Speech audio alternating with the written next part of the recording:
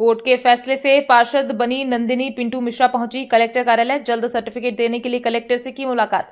शहर कांग्रेस अध्यक्ष, नेता प्रतिपक्ष और अपने वकील के साथ पहुंची थी नंदिनी पिंटू मिश्रा। नंदिनी पिंटू मिश्रा ने बताया, चुनाव याचिका में वार्ड 44 की पार्षद निशा देवलिया का चुनाव हुआ था, शून्य घोषित। कोर्ट ने नंदिनी पिंटू मिश्रा को पार्षद घोषित किया। बोले एडवोकेट केपी गनगौर, झूठा शपथ पत्र दिया था निशा देवलिया ने। हमने हाईकोर्ट में केविएट भी लगाई। कांग्रेस के सुरजीत चड्ढा बोले, जल्द से जल्द मिले सर्टिफिकेट, इसलिए कलेक्टर से मुलाकात की। गए थे शपथ पत्र के ऊपर याचिका लगाई थी हमने। उनके शपथ पत्र में गलतियां थी, उनके जो भरा था उनने अपनी प्रॉपर्टी को लेके उस पे जो कर चोरी था, कर चोरी के ऊपर नगर निगम की कर चोरी था, उसके ऊपर याचिका लगाई थी और न्यायपालिका ने हमारे पक्ष में फैसला किया है। अब आगे की कार्रवाई होने ही बाकी है। 1064 हाँ जानकारी भरी थी। गलत शपथ पत्र में सही जानकारी भरना अनिवार्य है। हर जो प्रत्याशी खड़ा होता है अपनी सही जानकारी दे, ये कहता शपथ पत्र का नियम है। लेकिन उन्होंने सब जानकारियां झूठ भरी थी। कहता नगर निगम से कर चोरी करा, मतलब कोई रसीद ठीक 200 वर्ग फीट का उन्होंने बताया था। 200 वर्ग फीट का उन्होंने टैक्स भर रहे थे और लेकिन 1600 वर्ग फीट उनकी रजिस्ट्री में था। अच्छा, तो 1600 वर्ग फीट उनका मकान उनने खुद ने रजिस्ट्री में दायर किया है, 25 वर्षों से है और वो रजिस्ट्री उनने जमा की, हमने तो जमा नहीं की थी ना। टैक्स चोरी कर रहे थे। 1600 वर्ग फीट का टैक्स चोरी और 200 वर्ग फीट का वो भर रहे थे। चद्दर का मकान बताया था और 3 मंजिला बना हुआ है। देखिए, आज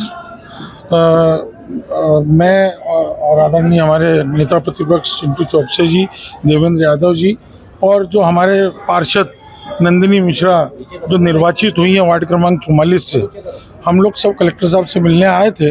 उनके संज्ञान में अभी ये पूरी चीज़ें आई नहीं है, चूँकि ऑर्डर आज ही आया है। कल छुट्टी संडे होने की वजह से परसों इनका चुनाव निशा देवलिया का शून्य कर दिया गया और कोर्ट ने नंदिनी मिश्रा को पार्षद निर्वाचित घोषित किया है। न्यायपालिका पे हमारा पूरा विश्वास है और उसी प्रक्रिया को अब निर्वाचन के तहत माननीय कलेक्टर साहब जो हैं उसमें संज्ञान में लेके और उसका जो है उनको विधिवत रूप से पार्षद का उनको हम लोग शपथ दिलाना चाहते हैं। और हमारी जो पार्षद प्रत्याशी हैं वो भी हमारे साथ हैं यहाँ भी। निश्चित रूप से जल्द हम इस प्रक्रिया को पूरा करा के और उनको पार्षद का जो है वो घोषित कराएंगे। माननीय जिला न्यायालय के समक्ष हमने एक याचिका, चुनाव याचिका पेश की थी और उसमें जो है माननीय न्यायालय ने हमारी याचिका को स्वीकार किया और हमारे दावे को स्वीकार किया कि जो उन्होंने संपत्ति कर और जो भी उनके जो दायित्व थे, खास करके नगर निगम के जो टैक्सेस हैं, वो उन्होंने जो चुकाना थे उन्होंने नहीं चुकाए और उन्होंने झूठा और जो जानकारी छिपाई और कम जो है संपत्ति कर की राशि जो है वो नगर निगम में जमा की। हमारे आधार को माननीय न्यायालय ने माना और भी दूसरे हमारे अन्य ग्राउंड थे, उस पर मैं चर्चा नहीं करना चाहूँगा। पर आज हमने माननीय न्यायालय से सर्टिफाइड कॉपी की हमने ले ली है और हमने माननीय उच्च न्यायालय में भी केविएट दाखिल कर दी है। अगर कोई भी प्रकरण माननीय उच्च न्यायालय में भी पेश होता है उसके लिए भी हम तत्पर हैं।